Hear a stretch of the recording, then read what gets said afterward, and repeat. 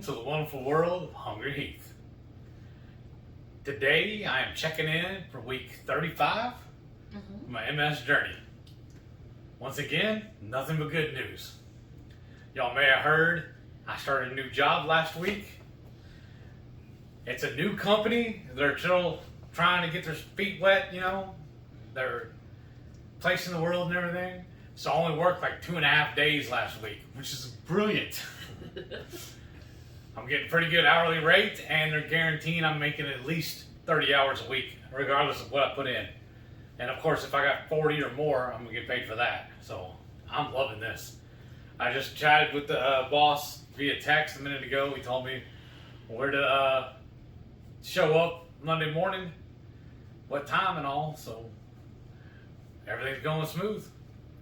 How was your DDPY this week? How many did you end up doing? 4. I did his schedule. Yeah. Oh. What he already has charted out for me. Nice. Did you record any of it? No, I just jumped in and did them. How are you feeling? Because is the job, are you more out in the heat? Or? No, we're working inside. We're remodeling houses, so 90% of the time I'm inside working in the house. If it's not air conditioned, this last homeowner had a little fan for us. I have a fan. I'm going to load the truck tomorrow morning to bring with me. But most of the time, when I'm dealing with finished homes, they already have their AC going, so it's not a big deal. That's good. Yeah. That's good. Yeah. And then, from what I've been shown and told and everything in the area that we're handling, everything's going to be roughly about an hour drive for me, which is kind of cool. Because then I'm getting caught up on all my podcasts. Have a lot of podcasts. Yeah. Because my old job when I used to work for another cabinet company, I would drive house to house. All day long I was driving. So I'd listen to podcasts. But then when I've been off, I've gotten kind of lost track of them. But I'm just picking up where I left off and catching up on my old episodes. So I'm loving this. And then what we did today, and of course you did this last week, is you meal prepped, right? Yeah, every weekend that's what we do. And so so you continue to bring your lunch. Yeah, because that's the thing too, is I used to have a little adapter that I'd plug into my cigarette lighter in the truck, and I got a little cooler, or a little microwave looking guy, a little zip pack with a heating element on the bottom. You just plug it in, and usually I put it in first thing in the morning, as soon as I get in the truck. Put that in there, and by lunch it's ready. But now that I'm working at the same house every day, I'm not driving around, I don't have to worry about that adapter. I just carry that into the house when I'm setting up my tools, plug it into a plug that's out of the way, and by lunch I'm ready to go. Yeah, if you're interested in more on our Friday Night Live, this past Friday, which was August 27th, he actually brought it on air and showed how to use it, the brand and everything else, and you were going to put a link to it and everything. I can put it in this one too. Okay. Because when I go in and put a link, I put in this one and the other one too. Yeah, and they are affiliate links, like I finally figured that out. Right. And so if you do use our link, you know, we get a couple pennies for it. Yeah, that's awesome. And then, how are you feeling? Do you feel more tired from it, or? In the evenings, kind of, just because I'm working. Right. Yeah, but I mean, not any run down or nothing. I mean, I feel fine. Actually, I feel honestly a little better after working. Oh, that's good. Because it's keeping me active instead of me just sitting around watching TV all day. And then you're eating like breakfast in the morning before you go? I eat at least 4 eggs. And we bought those Prazix sausage links. Yeah. They're, let me see. They're just like... They're about as long as the controller here. Yeah, but they're real skinny. Yeah. And I eat 2 or 3 of them every morning with 4 eggs. And then if I have it, I'll have some cheese with it too. If we have any handy. Yeah, that's good. So, I mean, that's keeping everything simple. Real simple. Oh, good. Yeah. And then we did find that sometimes you do tend to get a little overheated. That's kind of a common MS, multiple sclerosis thing, is people tend to get overheated easily. Well, our number one groupie, Parrot Head Renee, bought me some awesome little collar looking thill we throw in the freezer, and then you dip it in water and put it around my neck and it keeps me cool. We ordered, a 6-pack of more of those, so I can start carrying them in my cooler with me to work every day. Because once you wet them, they only stay cool for maybe an hour or two. Yeah. So this way you'll have backups. So if it is a really hot day, then you have that on there to kind of keep you cool. That's kind of a thing with MS is a lot of them get hot, which is kind of sad for me because I'm always freezing. Yeah. I have to turn the fan on all the time. Yeah. I was like, well, it's easier for her to put clothes on than it is for me to take them off. I'll strip down naked here, and I'll still be sweating. Yeah, so I can put a blanket on, so, like, it's kind of, when he's home, it's like a fight over the AC because I'm freezing, and he's over here sweating, and I'm like, but it's 73 in the house, and so, like, that's why I'm always wearing, like, long pants and sometimes long sleeve shirts. Because I always feel chilly. It's a constant battle. I know. Oh, it's even worse in the car. Oh, I know. In the car, I'm like over there, like. Should turn her vents off. I always turn my vents off so that more goes on him. And then after a few minutes, because, I mean, it's a car. You can't, like, exclude yourself. And I'm just, like, about frozen solid. And I'm like, can we just turn it down 1 degree? I had to bring a rag with me in the car to dry off. Oh, my gosh. But, so that is something, and that's why we've had a hot tub for several years. You're right. And we were thinking about it, and he's just really hesitant about getting back to using it. So I think we might try to sell it. It'd be nice if we get a lot of room on the back porch, though. Right? It'd be nice if we get, you know, half of what we paid for it, but we'll just see, you know, how the market is right now. Right. I wonder if the people we bought it from would buy it back. No, they only sell new, okay. Not used. So the worst we do is ask, you know. Yeah. So, let's see. Any other updates with you? Not really. Didn't you have a doctor's appointment? You did. Oh yeah, that worked out. That worked out also because I honestly forgot all about it. And then they called me on Wednesday and said, "Hey, by the way, don't forget tomorrow you got an appointment." I was like, "Oh, yeah, thanks, I'll be there." Luckily though, that's the day that I was already scheduled to be off because we just installed a kitchen and we had to wait for the painters to come in and paint all the cabinets we put in. Mm-hmm. Then so that Wednesday, Thursday I was off, and that Thursday I was able to go to the doctor and he said everything's perfect, and he goes, keep on keeping on. Yeah. You're doing good. Like you had lost more weight since he's seen you last. And what did he say, follow up in 6 months now? Yes, yeah. So I think that's good, because you were going about every 3 months. Right, and then I weighed in on theirs, and they had me at 290. So I think that's still pretty good.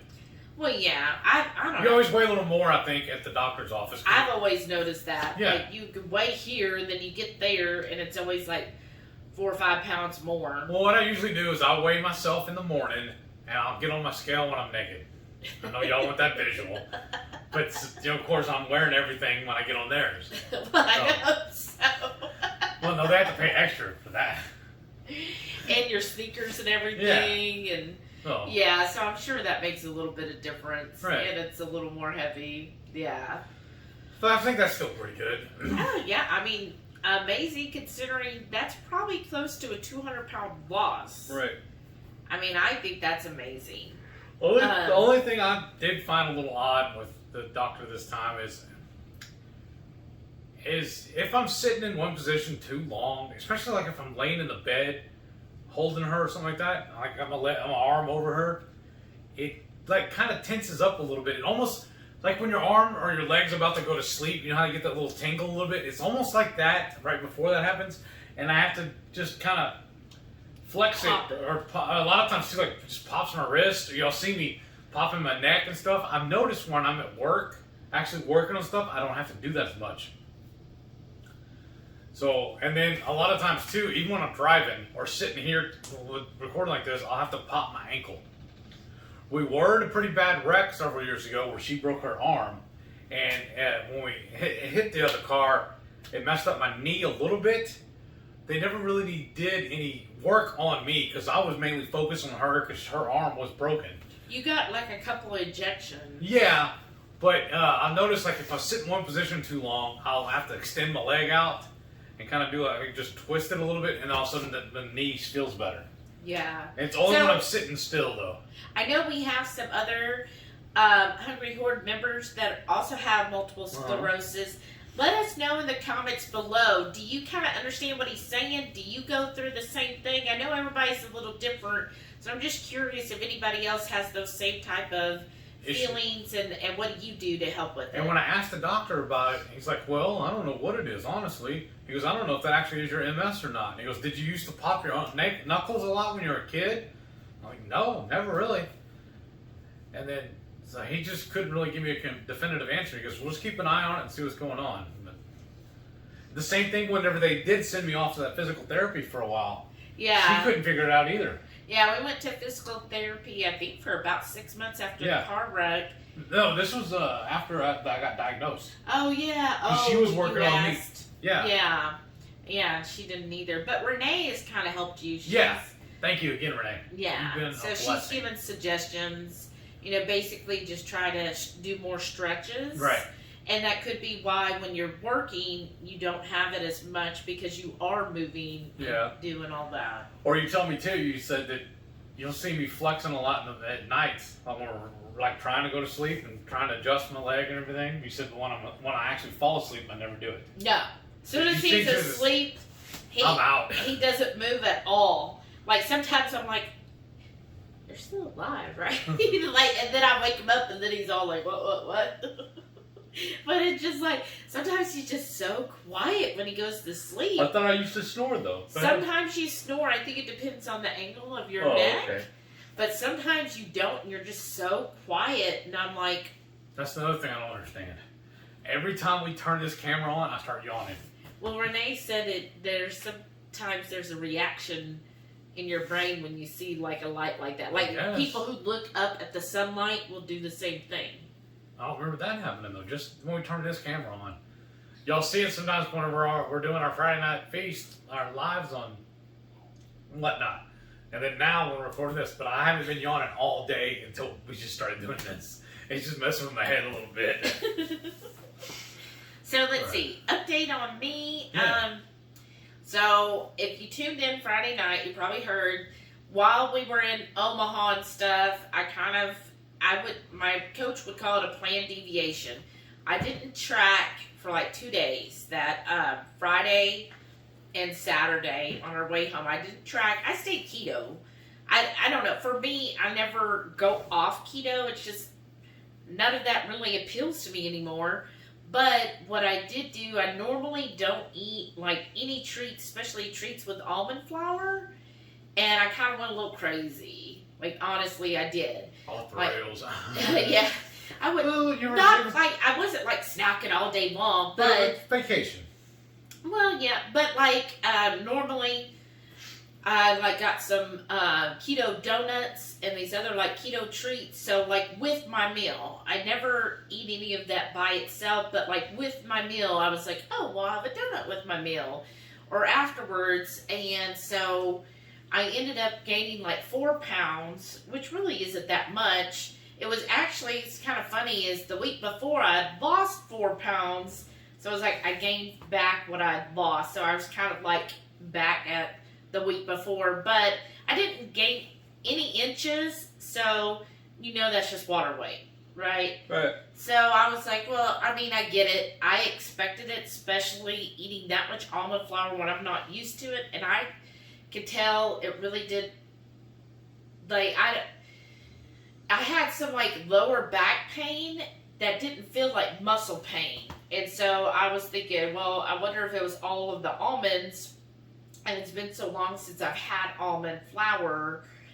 And now that, that's all gone. And I just was really kind of thirsty too. And really craving electrolytes. So I was drinking a lot of that as well. So I think that was just my body telling me, okay, we got to flush this stuff out. And now the last couple of days, I finally feel back to normal. I'm not having like these, it was like these weird, radiating pain. Like all of a sudden I'd turn and be like this sharp shooting pain. Oh, no. Yeah. And I was just like, oh. But now since it's like all gone and I feel like I did before. So I was kind of like, lesson learned.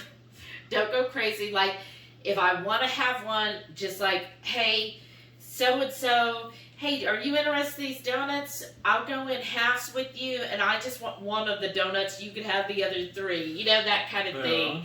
Like, I feel like from now on, if we go to convention, there's all that stuff there that, I don't need to buy packages of it. Like, I just need one. Like, they need to just sell one. But other than that, I mean, I was fine with it. I knew what was going to happen. Live and learn. And then, let's see. Well, a sleepyhead. Right. Is she even on camera? No, it ends like right here. But Delilah's done fine. On our drive home, she did really well. Yeah, we took her to a dog park, and it seemed like we were more enthused with it than she was. I know. More impressed. I know. So we started mapping out like everything we're going to do for Keto Palooza. So we're going to drive. We're going to get up real early that Thursday. We're going to meet some Hungry Horde members in Texarkana. So if you're in that area Thursday around 11 a.m., let me know. We're going to get barbecue, right? Yeah, we're going to go have barbecue. That's usually the... That means I need to make another batch of my barbecue sauce then. You got to make several, remember? Uh-huh. So barbecue is just usually a really safe bet if you're keto. As long as they don't sauce the meat, right, then you should be good. And they... Usually, Texas barbecue, typically, if it's good barbecue, they don't sauce it. And they usually don't put sugar on their right. rubs. Like a traditional Texas brisket should just be salt and pepper. Or That's maybe it. garlic. Yeah, maybe. But traditional is just salt and pepper. So most of the time, Texas barbecue, you're really good. Now, Kansas and Carolinas and all that, they get a little more... heavy-handed on sauces and rubs and stuff to where, sadly, you gotta really watch that kind. But, so anyways, we're gonna go that Thursday, September 16th, meet for lunch around 11 a.m. in Texarkana. So let us know if you're in that area and you want to join and meet up with us. We're just gonna have casual barbecue, meet with some Hungry Horde. We're really excited. Yeah. I know for sure Blue Dove and her family's going to be there, so it'll be great to see her again. Right. And She's then awesome.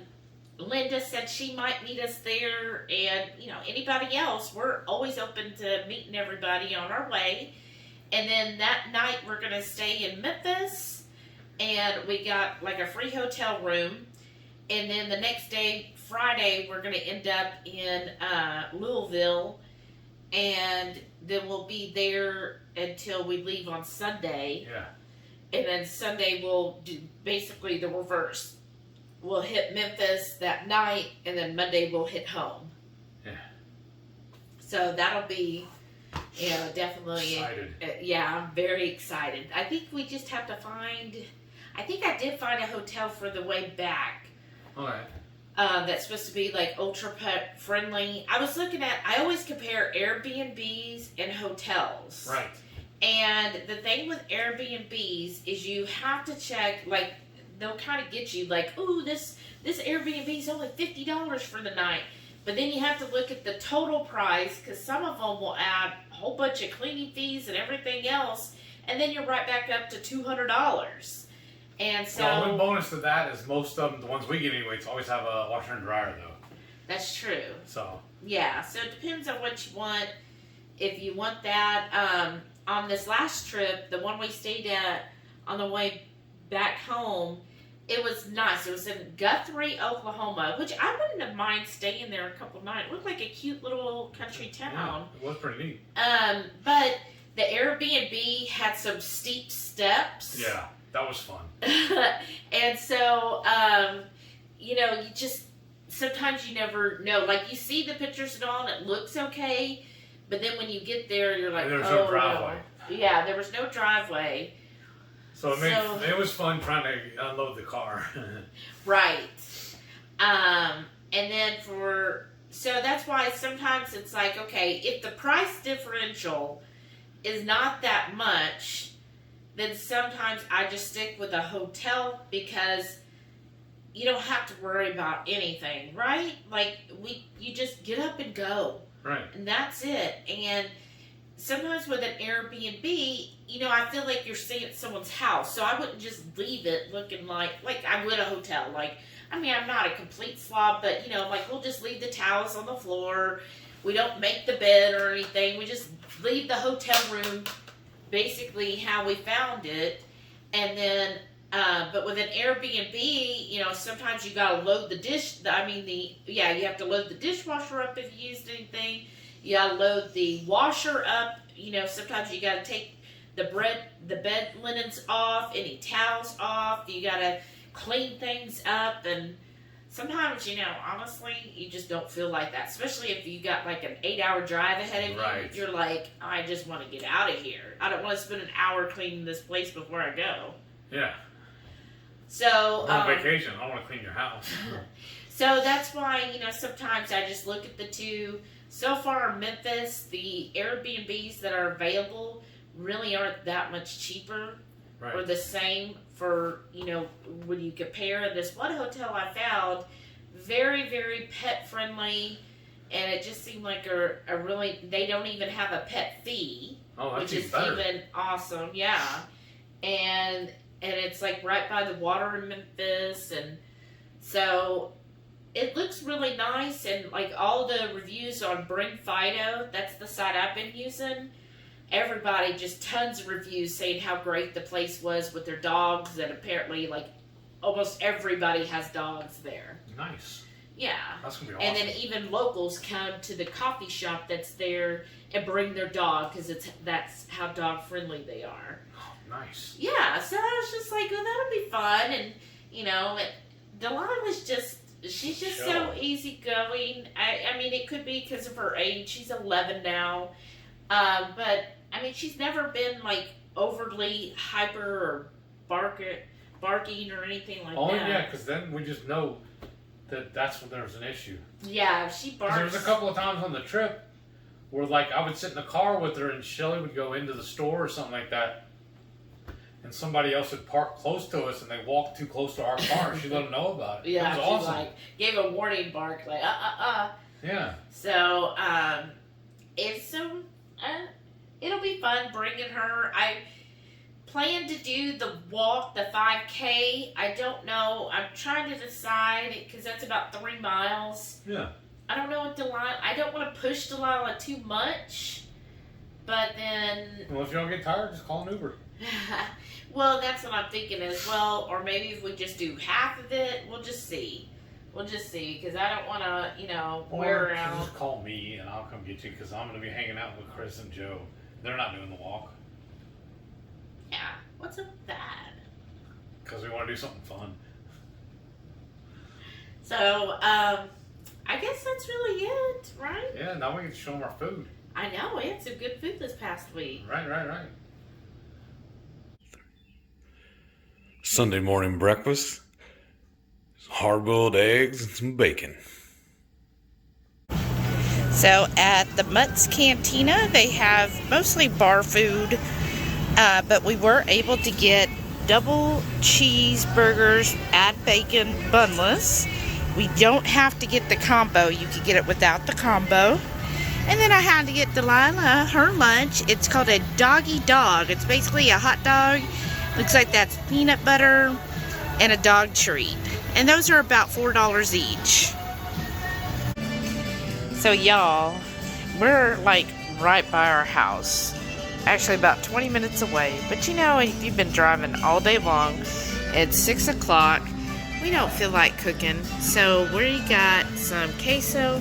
We told them no chips. I don't know why they did that. But anyways, their queso's clean, no flour. It's just regular cheese melted in with some beef, and then we've got a side here, and then of course there's salsa, and then we did bring our own chicharrones. They do offer them here, but it's like $4, and you know, trying to be cheap after a long trip, right? I can't believe our trip is already over, Heath. I know, I'm kind of sad about that, but I'm also hungry. What are we ordering? We're gonna get some beef fajitas. Monday morning breakfast is another simple sausage and eggs. 3, 2, 1.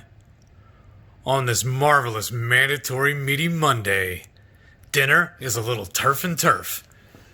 I got some bacon, some steak, and some stuffed peppers from Brian and Karen's garden.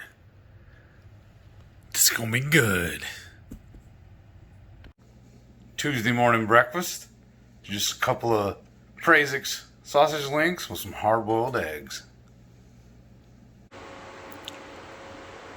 Tuesday lunch on the new job.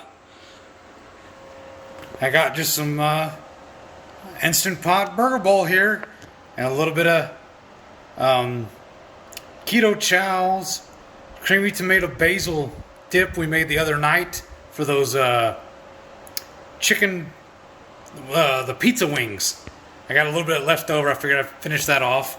And I got some Asiago cheese wisps here.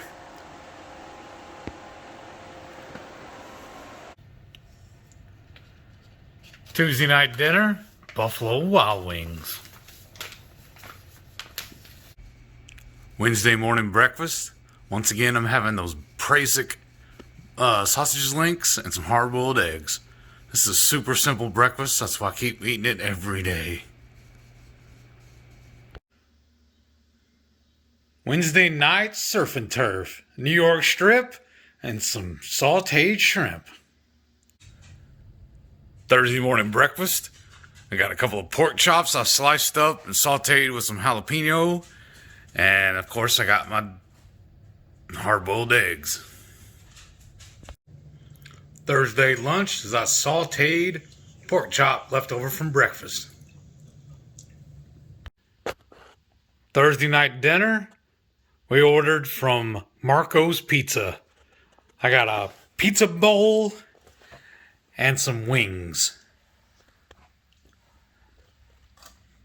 And of course, I'm going to have some Evilus as soon as Shelly's done with it.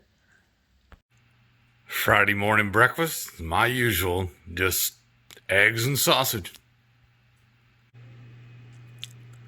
Friday lunch, I got a burger in a bowl, and I topped it with this Asiago cheese crisps, just to give it a little crunch.